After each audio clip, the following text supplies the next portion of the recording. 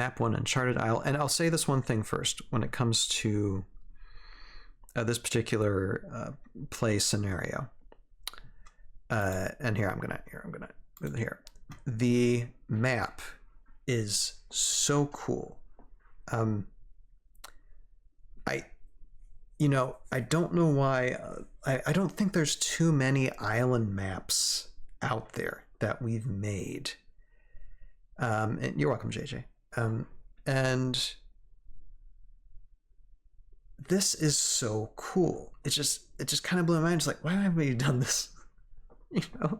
I was actually thinking of doing some type of island scene for Tales of Valhalla, like way early, like a long time ago, for like season 1 or season 2. But I ended up scrapping it because I'm like, I'm just gonna keep everything inland. But I thought about that, having some characters just marooned on an island. Actually, that was one of my initial thoughts when it came to Gear and Light Folly, that they'd actually be on an island. Or there was like Morrow on an island talking to each other, but it ended up evolving into Gear and Light Folly being in the middle of the desert. So I mean, I had that idea, but I think this is an awesome concept of having competitive maps that are islands, and this is just really cool. I really like it. Justin says, well, it's easy to do islands now because of Waters Valley. Exactly. So you can have a bunch of these water tiles and just have a lot of fun with it.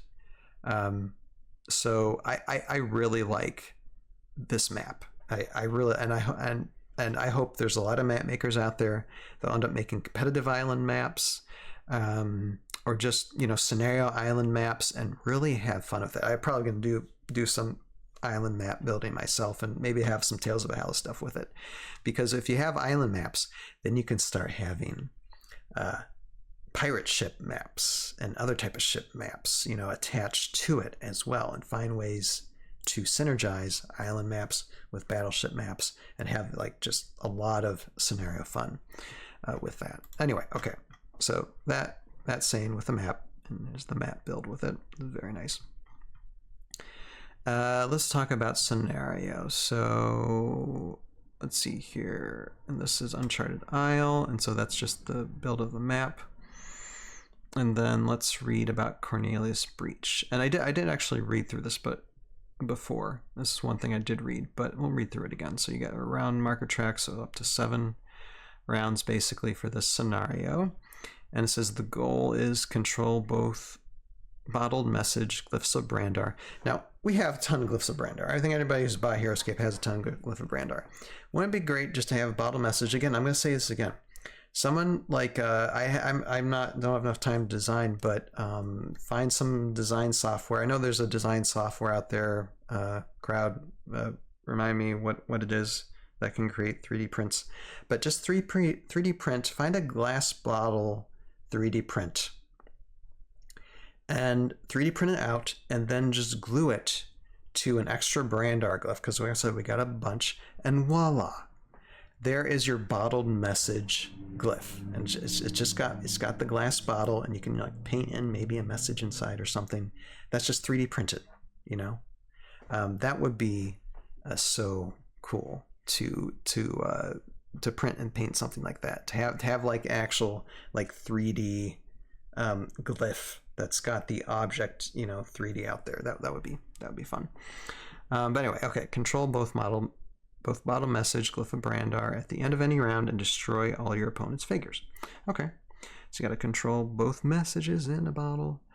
Justin says, I'd rather have shipwreck terrain set than actual ship figures. You could do shipwreck. You do both. Why not both, Justin? I'm good for both. I one or the other. I mean, it doesn't matter. I mean, shipwreck terrain is just fine. But like I said, I like to see decks, climbing different decks in a battleship and have different rules for that would be fun. Red plus blue says, I believe you can convert a bunch of file formats into a 3D printable model. Yeah, when it comes to bottles, oh yeah, I'm sure there's like stuff online with, I'm sorry, names are escaping me right now. There's STLs you could Probably, and I'm probably going to do this actually sometime because I got my 3D printer right here. I can easily find like some type of bottle type thing to 3D print and just paint it and have it as part of this fun scenario. Okay, setup. Each player drafts a 400-point army. Neither army may include Cornelius Breech, the derelict prince. Each player rolls a 20-sided die. The player who rolls the highest number chooses either a brown or navy starting zone. So it looks like you start on water, I think, and places their figures in that zone. Then their opponent places their figures in the remaining starting zone. Place Cornelius Breech in the red starting zone. Shuffle the glyphs of Dagmar, Quilvan, Renvig, and both glyphs of Brandar, and place them symbol sided up were shown on the map. Now that's the only issue. If you have the bottle glyph, then you wouldn't be able to hide them. So there goes that thought. I'd still like to make them though. You know, you could still have a plain glyph of Brandar, and when you reveal it, then you can have, you know, the bottle there. I think. I just think that's a cool idea. I'm probably gonna do that. Victory. You win if you have control of both bottled messages, glyphs of Brandar, at the end of any round. If there's no winner at the end of the round, 7 destroy Cornelius Breech. He has proven ineffective, and his disloyalty costs him his life. That's so funny. Then the winner is determined by points. See the master game rules how to score the battle. Each player may also win by destroying all their opponent's figures. Special rules. The glyphs of Brandar are the bottled messages. To control a bottled message, you must have an unengaged figure on it.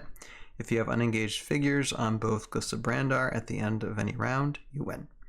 Cornelius Breech cannot be trusted, and his allegiance may swing at a moment's notice. At the start of each round, before placing order markers, each player rolls a 20-sided die to sway Cornelius Breech. Reroll ties. So start of each round, you get to see who gets Cornelius Breech. Add 1 to your roll for each pirate, captain, or admiral you control the battlefield. So you want to have pirates. Add 5 to your roll if you have at least 1 figure on a bottle message. Okay. If you do not control Cornelius, add the number of wound markers on his army card to your roll. Interesting. So it's based on who controls them at the start of each round. Okay. Each player who rolls higher gains control of Cornelius Breech. Passes army card to the win player, keeping all wounds and other markers on it. While you control Cornelius Breech, when you reveal order marker, you may reveal the X order marker on Cornelius Breech's army card. If you do, after taking a turn with the first army card, then take a turn with Cornelius Breech. Okay, Cornelius Breech has procured a cursed amulet that will shield him from pain until the skirmish is done. He cannot be destroyed and may take any number of wounds. Interesting. When he takes 1 or more wounds from an attack, the player who does not control him may place him within 1 space of his current location and no more than 3 levels above his current level. I think this is a cool scenario. It's pretty fun. It's very inventive. Cornelius Breech basically cannot die. It's just so fun. And yeah, I think it's a fun one to play. You know, I can't wait till my son gets a bit older. He's still got a few years, I think. But just to save up all these scenarios and then just play with them and have some really fun. This is the fun of scenario-based Heroscape, I think. And it's, I mean, depending on whether or not I have Cornelius Breech, depends on the 20-sided die roll. So may the dice, roll ever be in your favor. But yeah, I think it's a fine scenario. It really involves the pirates, and the more and more pirates we get over the months and years, the more fun this will be. So yeah, I'd say A+ tier for this particular map, and it really helps. What helps too is the map. The map is, like I said, the map is just special gorgeous. No matter what, I probably plan to build this sometime down the road, just to take a look. And my son would probably just be like all over it. So that is taking a look at Scenario 2, A Breach of Command. Everybody wants to come to this breach just for the scenario now. Although you could easily do a proxy and just have as much fun with it. So yeah, A+.